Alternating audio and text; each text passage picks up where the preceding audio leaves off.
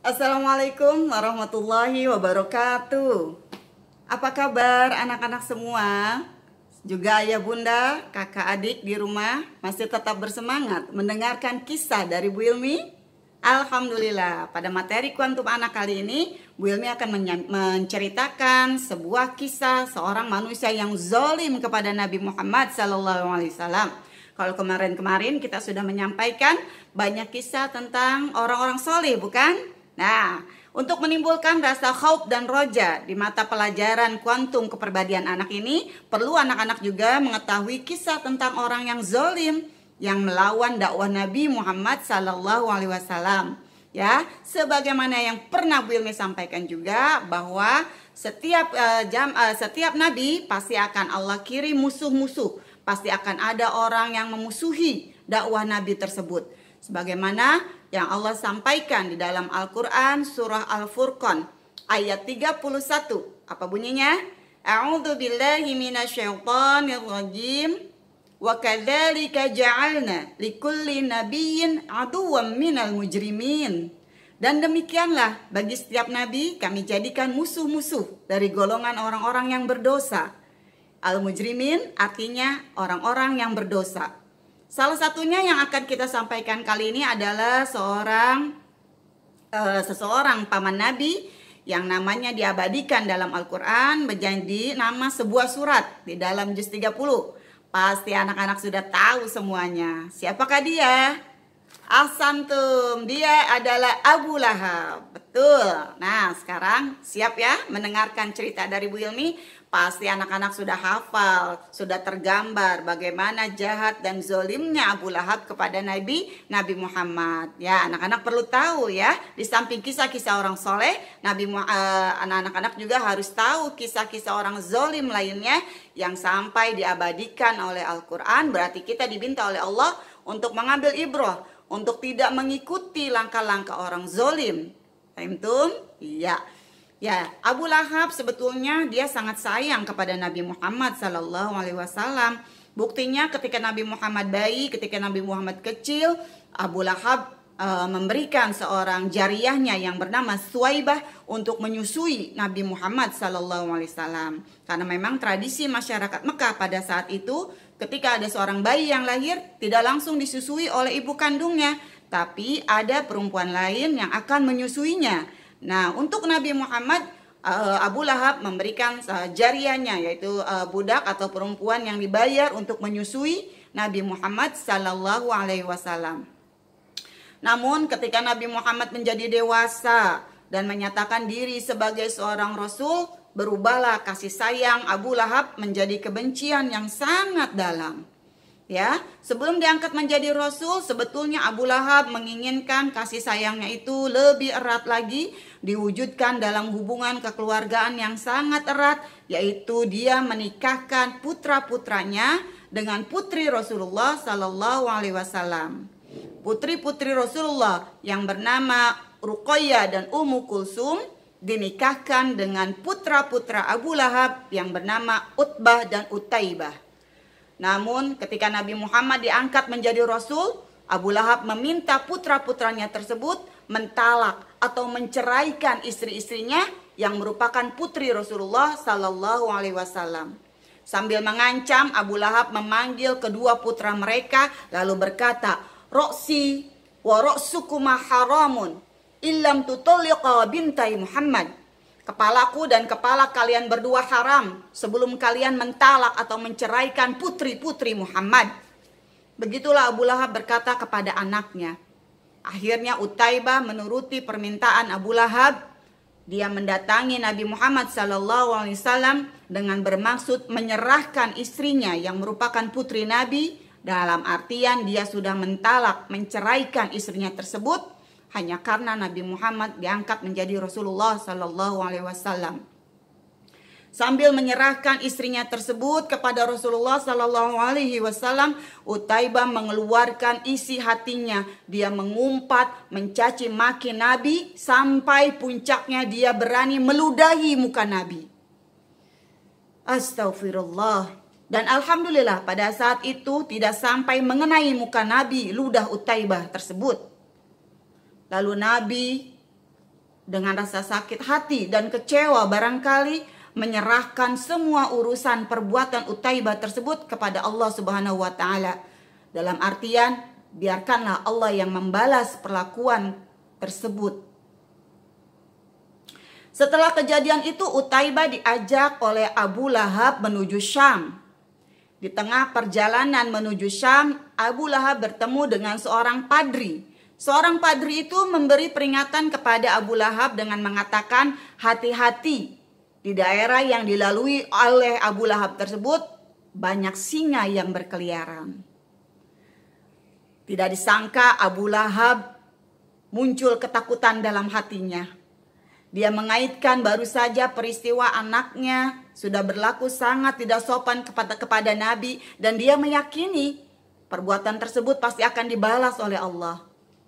Lalu Abu Lahab memerintah penjaganya, memerintah para pengawal yang ikut dalam rombongan tersebut untuk lebih menjaga Utaibah. Namun sayang, sudah takdir dan Abu Lahab tidak bisa menolak takdir dari Allah. Pada malam hari, putranya Utaibah mati diterkam singa. Inna lillahi wa inna ilaihi raji'un.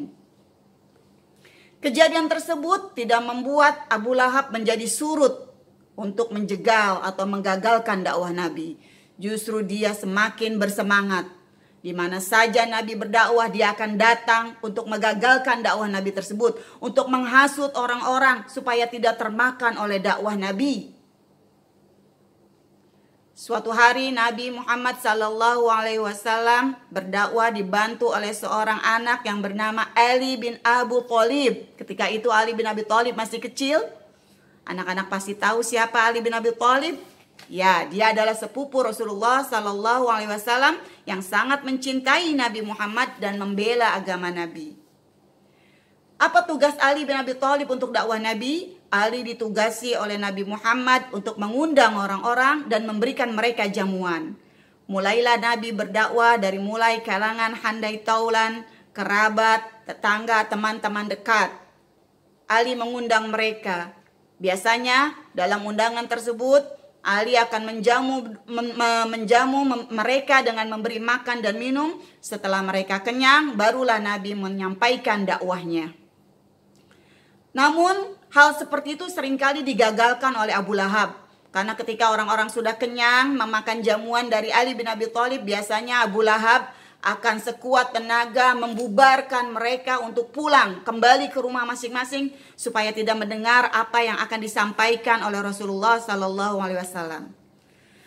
Kali ini Ali bin Abi Thalib merubah strategi. Sebelum jamuan dikeluarkan, Ali bin Abi Thalib telah meminta kepada Nabi terlebih dahulu untuk menyampaikan dakwahnya. Ternyata cara tersebut berhasil.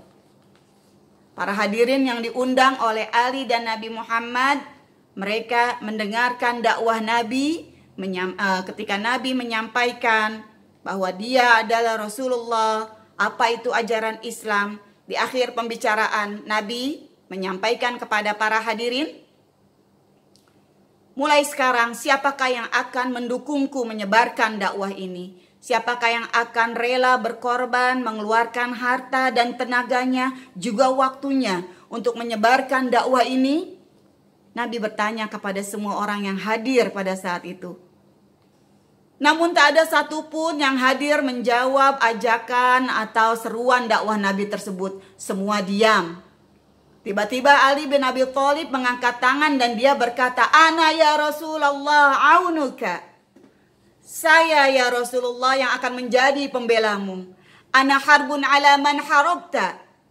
Ana akan membantu memerangi orang yang engkau perangi.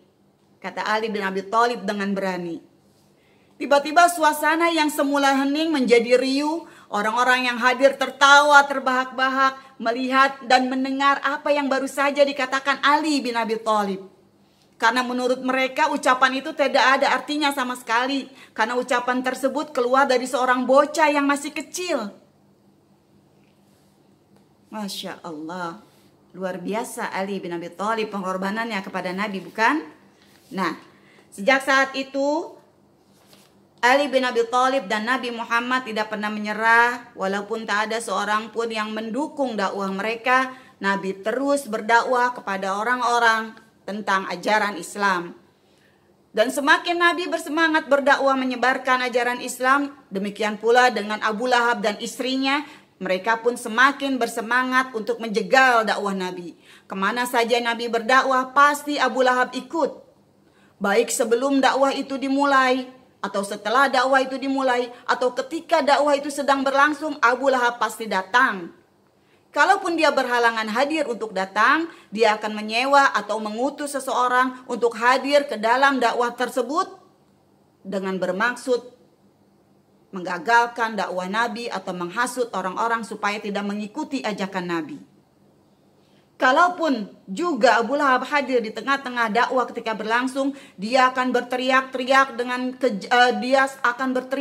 dengan sangat keras sambil menunjuk-nunjuk Nabi. Kadibun, pendusta. Soibun, pengganti agama. Jangan kau turuti. Kata Abu Lahab di tengah-tengah dakwah Nabi menghasut orang-orang. Di mana saja Nabi berdakwah selalu seperti itu. Dalam riwayat Imam Ahmad disampaikan ketika Nabi berdakwah di pasar Zilmajaz, begitu juga Abu Lahab hadir.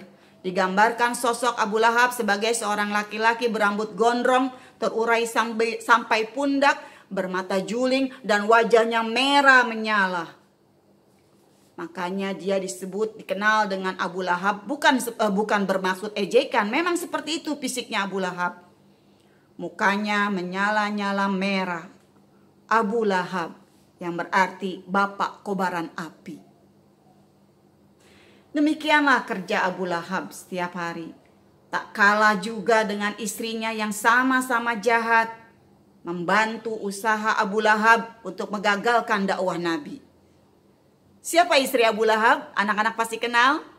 Ya, Ummu Jamil. Tapi nama aslinya adalah Arwa. Arwa dikenal juga dengan nama Ummu Jamil, ibu yang cantik. Karena memang dia cantik. Namun sayang sekali akhlaknya sangat tidak cantik. Suatu hari Arwa marah karena mendengar Nabi Muhammad SAW baru saja menerima wahyu dari Allah yang bernama surat Al-Lahab yang menceritakan dia dan istrinya. Lalu Ummu Jamil marah, bermaksud mendatangi Nabi. Dia membawa kayu pemukul bermaksud untuk memukuli Nabi. Ketika sampai di rumah Nabi, dia berhadapan dengan Nabi, didampingi di sebelahnya oleh Abu Bakar. Tapi Masya Allah, Ummu Jamil sama sekali tidak melihat ada Nabi di hadapannya. Yang dia lihat hanya seorang Abu Bakar. Allah selamatkan Nabi Muhammad dari niat jahat Ummu Jamil yang bermaksud ingin memukuli Nabi. Ummu Jamil adalah seorang wanita yang cantik yang memiliki pengaruh yang besar di tengah-tengah masyarakat Mekah. Dia juga memiliki harta yang banyak. Dia memiliki sebuah kalung yang sangat mahal harganya. Lalu dia berkata, la unfiqannaha fi adawati Muhammad. Pasti aku akan nafkahkan kalung ini untuk menjegal dakwah Muhammad, untuk menghalangi dakwah Muhammad. Kebencian Ummu Jamil tidak sampai situ. Dia tidak sudi memanggil nama Nabi Muhammad dengan sebutan Muhammad. Karena Muhammad artinya orang yang terpuji. Berat bagi lisan Ummu Jamil untuk mengucapkan kalimat atau kata tersebut. Maka Nabi Muhammad diganti namanya menjadi Mudzammam. Yang artinya orang yang penuh celaan atau ejekan. Sehingga Ummu Jamil suka berkata, Mudzammama abaina. Orang yang penuh celaan dan ejekan itu, aku tolak dia. Wadinahu qolaina. Dan agamanya aku tinggalkan. Wa amrahu asaina. Dan perintahnya tidak aku turuti. Begitulah Ummu Jamil. Ummu Jamil dan Abu Lahab merasa dirinya kaya, banyak anak, banyak harta. Dan merasa harta kekayaannya itu akan membuat dia kekal selama-lamanya. Maka ketika Abu Lahab mendengar keponakannya itu menerima wahyu dari Allah yang mencela tentang dirinya, lalu Abu Lahab berkata dengan entengnya dia mengatakan, gampang kalau aku nanti di akhirat Betul kata keponakanku, aku akan masuk neraka, aku tinggal serahkan saja harta dan anak-anakku. Dia pikir Allah dan para malaikatnya bisa disuap dengan harta. La haula wala quwwata illa billah. Itulah yang ada di pikiran Abu Lahab. Suatu hari Ali bin Abi Thalib kembali mengajak orang-orang untuk hadir mendengar seruan Nabi Muhammad SAW di sebuah bukit. Diundanglah para sahabat, tetangga dekat, handai taulan untuk mendengarkan dakwah Nabi. Lalu Nabi berdiri di atas bukit tersebut dan Nabi mengatakan, menyeru kepada orang-orang, "Hai sekalian manusia yang hadir, apakah kalau aku berkata di belakang bukit ini ada sekelompok musuh yang akan menyerang kalian? Kalian percaya terhadap ucapanku?" Lalu yang hadir serempak mengatakan, "Kami percaya Muhammad, engkau tidak pernah berdusta sekalipun. Sejak kecil engkau bergelar Al-Amin, orang yang kami percaya." Lalu Nabi mengatakan bahwa aku adalah Rasulullah, aku adalah utusan Allah yang membawa agama yang lurus. Tiba-tiba dengan marah Abu Lahab maju dan berkata kepada Nabi, "Tabban laka sairul ayyam, alihadza jama'atana?" Celaka engkau selama-lamanya wahai Muhammad, untuk inikah engkau mengumpulkan kami? Kata Abu Lahab dengan marah kepada Nabi. Sehubungan dengan ucapan Abu Lahab tersebut, turunlah surat Al-Lahab yang diawali dengan kata-kata tabbat yada abi lahabi wa tab. Sungguh telah celaka kedua tangan Abu Lahab. Masya Allah. Ketika kaum muslimin menang dalam peperangan Badar, Abu Lahab sangat-sangat kecewa. Jiwanya terguncang. Sampai dikisahkan dia stres. Lalu terkena sebuah penyakit kulit yang sangat-sangat mengerikan. Dikenal dengan nama penyakit Al-A'dasah. Tubuhnya dilumuri koreng-koreng yang berbau busuk, mengeluarkan aroma yang tidak sedap. Tidak ada yang mau mendekati Abu Lahab. Sampai Abu Lahab menemukan ajalnya.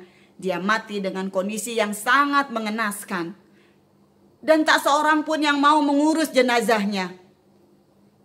Sampai beberapa hari jenazah Abu Lahab belum dikuburkan orang-orang. Bangkainya semakin menimbulkan bau yang sangat busuk. Orang-orang khawatir penyakit yang ada di dalam tubuh Abu Lahab itu akan menulari mereka. Lalu mereka beramai-ramai mengambil kayu, menarik jenazah Abu Lahab, mendorong-dorong terus dengan kayu dengan rasa jijik seperti mengusir bangkai tikus atau bangkai binatang yang sangat busuk. Mayat Abu Lahab didorong-dorong dengan kayu sampai masuk ke liang lahat, sampai masuk ke lubang kuburnya, baru ditimbun dengan tanah. Subhanallah, sangat mengerikan akhir hayat Abu Lahab. Itulah balasan yang diterima oleh Abu Lahab ketika di dunia. Anak-anak bisa bayangkan balasan apa yang telah Allah siapkan di neraka nanti. Untuk itu anak-anak, mulai sekarang biasakanlah diri untuk selalu taat kepada perintah Allah dan Rasul-Nya. Karena janji Allah itu benar. Takwa atau kufur adalah pilihan. Ketika kita memilih jalan takwa, insya Allah Allah sudah siapkan balasan berupa surga Firdausil A'la. Sebaliknya, ketika kita melanggar ajaran Allah ataupun Rasulullah, pasti ada risikonya, yaitu neraka jahanam yang apinya selalu menyala-nyala dan semakin hari semakin besar, tak pernah padam. Na'udzubillahi min dzalik. Demikianlah cerita Abu Lahab yang bisa Bu Ilmi sampaikan. Semoga anak-anak sekalian bisa mengambil pelajaran dari kisah Abu Lahab, bahwa harta yang Allah titipkan, tenaga hidup yang Allah berikan kepada kita, tak lain tak bukan hanya untuk mengabdi kepada Allah, menjadi abdullah, hamba Allah yang taat. Itulah tujuan penciptaan manusia. Terima kasih atas perhatiannya. Sampai bertemu di lain kali. Mohon maaf. Wabillahi taufiq wal hidayah. Wassalamualaikum warahmatullahi wabarakatuh.